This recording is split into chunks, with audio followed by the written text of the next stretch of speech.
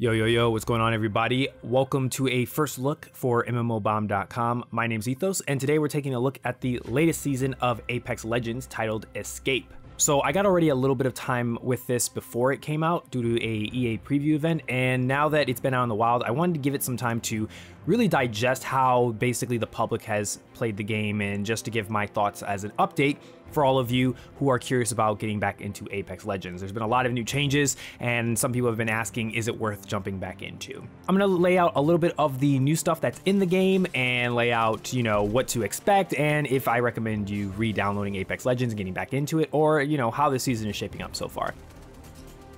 So first off, the biggest thing that you probably noticed off rip is the brand new map known as Storm Point. This is a sort of paradise, but it has some interesting dangers involving brand new wildlife that now roam the map. I should say specific areas of the map. So there's wild prowlers, which are like these wolf dogs, and then there's venomous spiders that fire projectiles at you. And they're located in these nests that are in specific parts of the map, and they usually stay in these areas. You can actually farm them as a tool to gain like early game items. If you need to get a shield or some extra ammo, you can get it by usually killing them. So it's like a little farming area, and you can also get some points down to level up your shield faster. There isn't enough of them to make it where it can be abused to get your shields up to purple extremely fast. It's very low, so it's nice to get you from maybe white shields to blue shields, but you're not going to get really far after that. Overall, the map is pretty awesome. I love the visuals of the map. It is the biggest map currently on Apex Legends, bigger than World's End. I think they said 15% bigger. And as a result, one thing you will notice playing on this map is there's less third partying because there's more space and there's more breathing room. For the most part, as long as you aren't playing in a pretty much a played out sort of engagement between another team, if you aren't fighting for a long period of time trying to kill the other team, you should be able to have decently long fights before a third or fourth party appear. Now, of course, there's always that possibility that another squad's nearby and you just were unlucky. But for the most part, I have noticed there's more time for you to actually move around and breathe and fight one team or two teams without really worrying about half the server just jumping down on you and trying to murder you like on some other maps. Yeah, the other big expansion for this game is a brand new legend known as Ashe. This is a fan favorite from Titanfall 2, one of the most memorable characters in the Titanfall 2 campaign. They have expanded on her lore and brought her into the Apex Legends universe, and it makes sense. They have some really awesome backstory for this character. This character is an assault character that is, so far their kit is really awesome. I think, don't think she's really overpowered in any respect. I think she's pretty balanced off the bat now that I've played her for about a week now. She has an ability that basically is used to snare enemies to prevent them from running away from her, and it gives a good chance for ambushing. So a lot of her skills deal with ambushing people.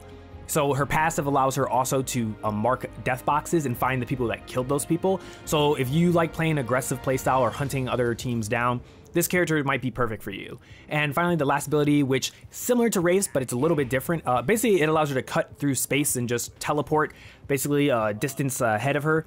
And it's only a one-way portal, so you can't jump back and forth like Wraith portal. And also, you don't get control of choosing where it's gonna land. Once you slash, it's gonna pick the other end of wherever the point is that's gonna launch you at. And you can't really deviate or curve it or anything like that. You're pretty much stuck in a straight line. But it is really good at escaping team fights. If you ever get jumped by multiple teams, you can use it as an escape mechanism to get away. You can use it as a movement traversal tool to get up on higher ground, and you can also use it as an engagement tool if you want to jump somebody, which is perfect for ambushing. Multiple times I've used this tool as a way to get on the high ground to jump a team that's below us. I've used it as a tool to escape from a team fight where another team showed up we weren't expecting, and I just used it really just to aggressively play in the middle of a team fight. There's so many opportunities that you can use for this ultimate. I think that's really the conclusion that I've come to with Ashe, is that she's very flexible. She can fit multiple roles. Even though she is assault, she can be used as a sort of a escape type of person if you need to get out of a fight, if you need to engage in a fight, ambush a fight, or just basically get around the map fast. She's more of a jack of all trades, but she's really not a master of them all. So you don't really need to worry about Ashe really feeling overwhelming and you need to play her. The one character I would say you would want to try out actually is Wattson. I'd actually give Wattson the highlight here for this season, is because they've buffed her. Her ability to lay down basically wires is way faster now. Her ultimate has a cooldown now, a longer timer that can stay up for. So she has been, from my experience, a really awesome character that originally for a while now has been completely trash for the most part.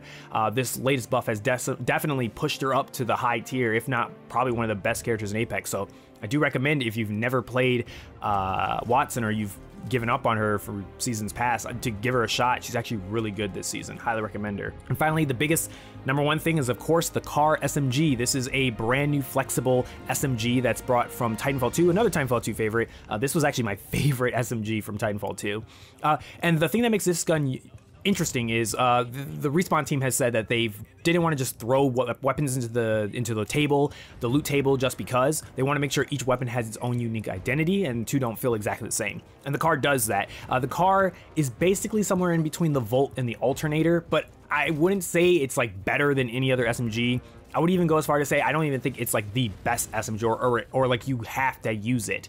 It's more like, again, just like Ash, pretty balanced and flexible in how it works. The main mechanic here that allows it to be different is that it has the ability to switch both from light and heavy ammo. So in real time, you can, instead of reloading, you can press the alternator switch and switch the weapon type from heavy to light ammo. And this allows you to basically balance your ammo out and be able to use, like, let's say maybe a wingman in this gun, or use maybe an R301 in this gun, and you can alternate through ammo types whenever you need to.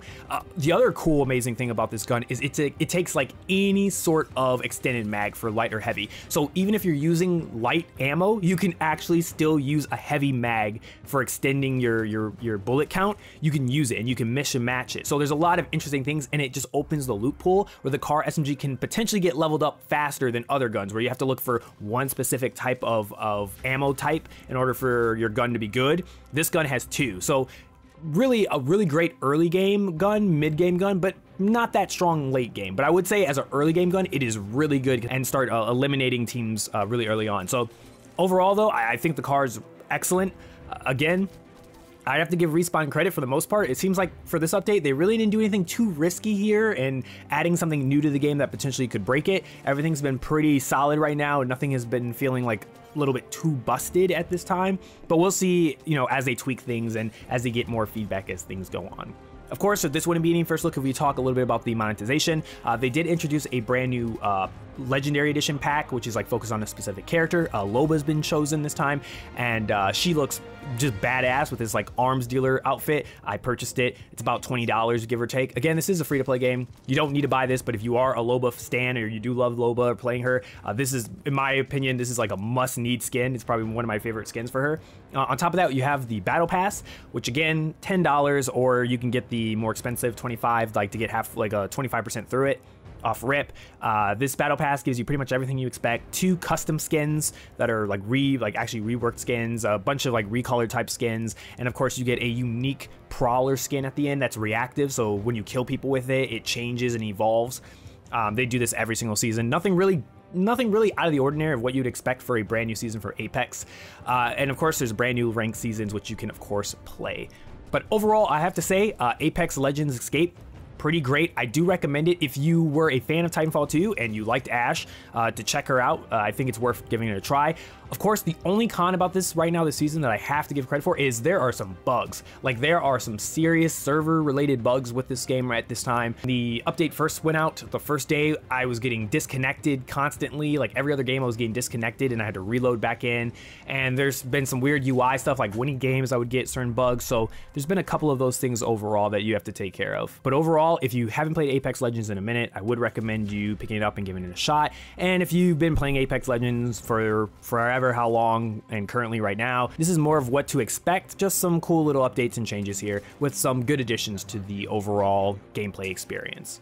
Anyways, that's pretty much it for this first look of Apex Legends Season 11 Escape. Let me know what you guys think about the brand new season in the comment section below. My name's Ethos, and I'll catch you guys later. Peace out, everyone.